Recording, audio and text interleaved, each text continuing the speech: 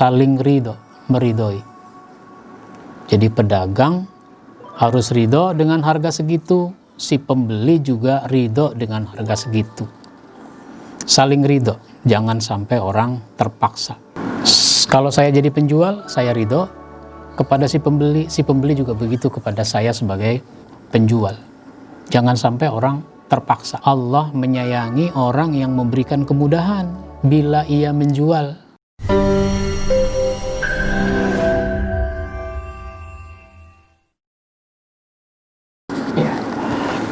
Assalamualaikum warahmatullahi wabarakatuh.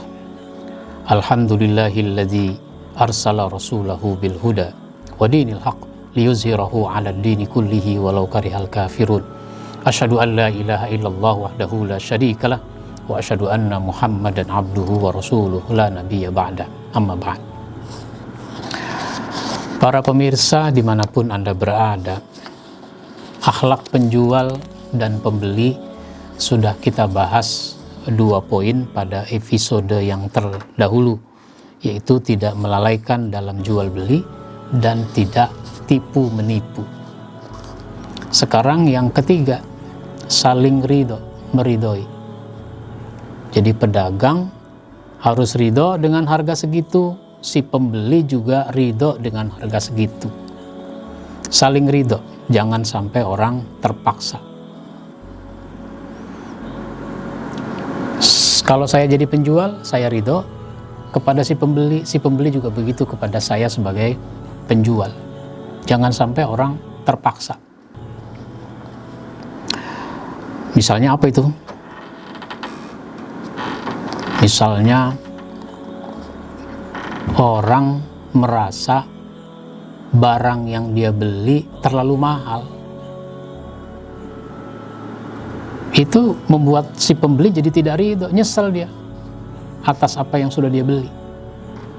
Atau karena dia ditipu tadi, sesuatu yang asam dikatakan manis misalnya, akhirnya dia juga menyesal.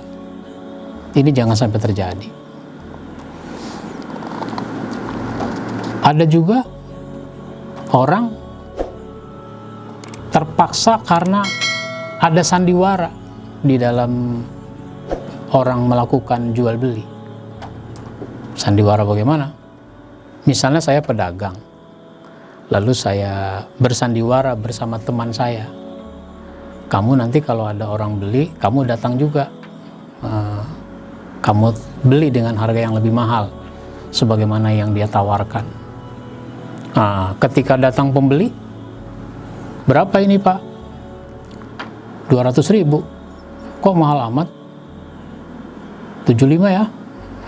Tawar menawar. Nggak bisa 175. Sudah kalau gitu 100. Nah, pada saat ini sedang terjadi pembicaraan, itu teman saya tadi yang saya ajak bersandiwara, dia datang. Emang ini berapa Pak? 200. Saya nawari 200. Dia nawarnya 75. Sekarang 100. Kalau gitu saya beli deh 150. Nih gitu. Akhirnya apa? Itu barang ya stoknya sih masih ada lagi yang sama, dijual dengan harga 150. Saya ambil duitnya, dia terima barangnya, pergi dia. Teman saya itu pergi. Akhirnya terpaksa ini orang beli jadi 150. Tuh Pak, ini tadi 150. Ya udah 150 aja Pak. Terpaksa dia bayar 150. Misalnya. Sesudah orang ini pergi, teman saya yang tadi datang lagi. Dia bawa lagi tuh barangnya. Mana uang saya 150? Gitu. Ini namanya orang menipu sehingga tidak saling ridho. Meskipun jual belinya jadi, tapi itu tidak jujur namanya. Oleh karenanya dalam perdagangan itu harus saling memudahkan. Saling memudahkan. Saling memudahkan itu ya misalnya tawar menawar yang tidak berbelit-belit. Sekali 2 kali nawar jadi. Meskipun sekarang ada juga orang cukup lihat bandrol. Tapi di pasar-pasar tradisional kan ada juga yang masih saling tawar-menawar. Misalnya begini, berapa ini Pak harganya? 275 deh. Wah, nggak bisa, 175. Kalau 100 sih saya ambil deh. Wah, nggak dapet, 150. Misalnya begitu. Karena nggak jadi, nggak dapet, akhirnya si calon pembeli itu pergi. Udah pergi beberapa meter, dipanggil lagi. Pak, sini Pak. Dikiranya bagaimana? Dikiranya dapat 100. Ketika dia udah sampai, tambah lagi 25 Pak, jadi 125. Oh enggak, saya maunya 100.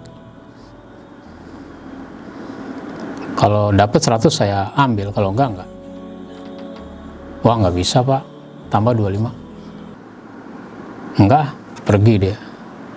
Dipanggil lagi, tambah 10 lagi lah Pak. Nah ini namanya tidak memudahkan. Orang kalau sudah pergi, ya sudah. Dan kalau sudah pergi jangan mau dipanggil lagi mestinya. Cuma kadang-kadang pergi itu menjadi trik untuk mendapatkan harga yang lebih murah. Memanggil lagi juga sebagai trik juga bagi penjual. Ya nggak usah begitu. Oleh karenanya di dalam hadis riwayat Bukhari dan Tirmizi, Rasulullah Shallallahu Alaihi Wasallam bersabda, rahimallahu rajulan samhan iza ba'a wa iza ishtara wa iza qtada. Allah menyayangi orang yang memberikan kemudahan bila ia menjual. Jadi kalau menjual kasih kemudahan. Kalau udah dapat untung ya sudah, lepas itu barang. Untung yang wajar. Misalnya kalau dengan 125 saya sudah dapat untung, malah untungnya 50 misalnya. Lalu kenapa masih maunya 150? Lalu mondar-mandir orang itu untuk mendapatkan kepastian harga.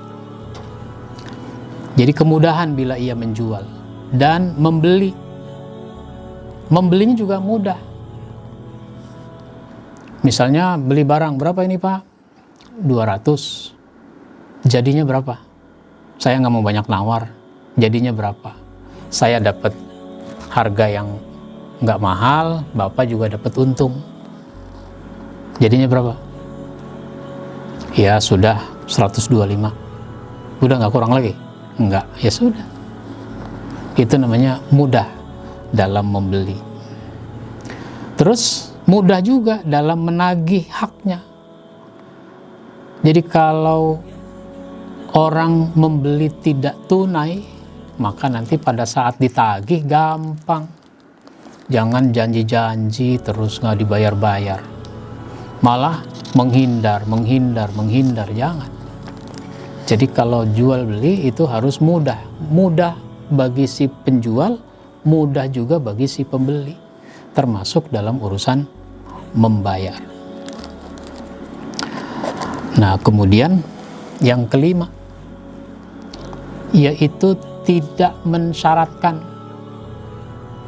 Jadi kalau jual beli itu jangan mensyaratkan yang tidak pada tempatnya. Misalnya begini, saya menjual sepatu,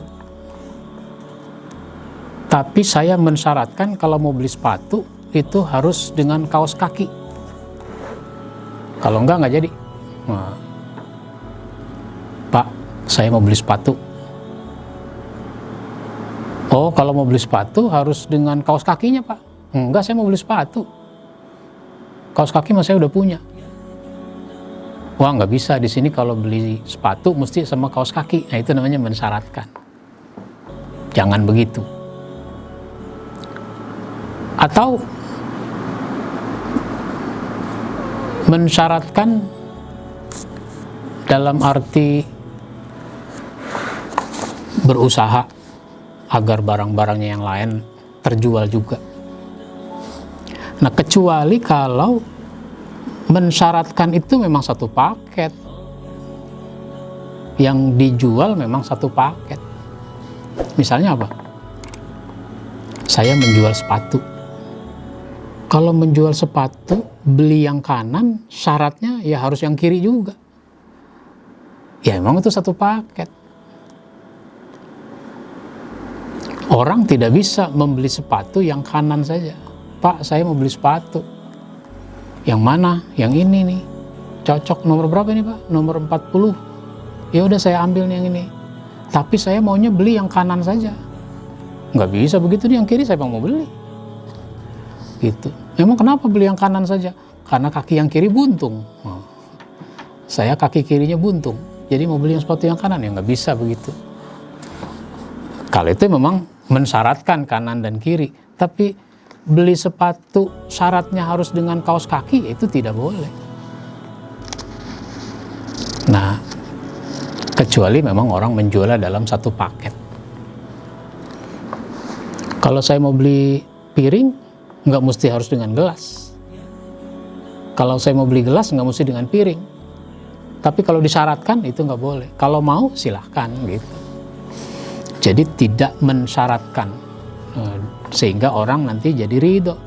Tapi karena orang butuh sepatu, akhirnya karena disyaratkan dengan kaos kaki, akhirnya terpaksa dia beli juga sekalian kaos kaki.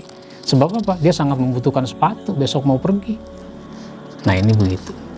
Inilah poin-poin akhlak penjual dan pembeli. Insya Allah nanti kita sambung pada bahasan selanjutnya.